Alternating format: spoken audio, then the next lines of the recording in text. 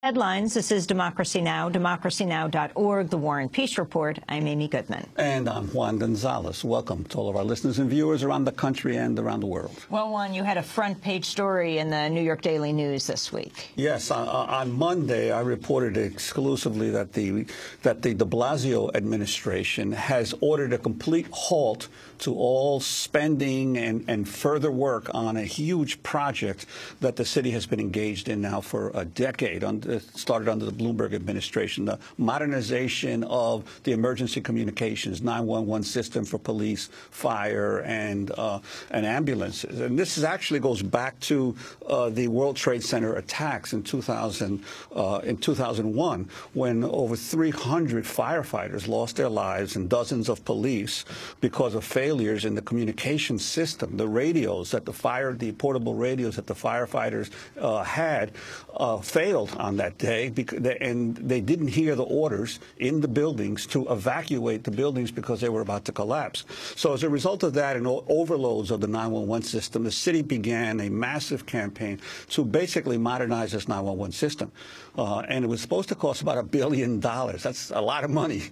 But it's now over $2 billion. It's 10 years later, and the system is still not completed. And all major companies have made enormous amounts of money. Verizon, Hewlett-Packard, Northrop Grumman, all these companies that have been involved in the project.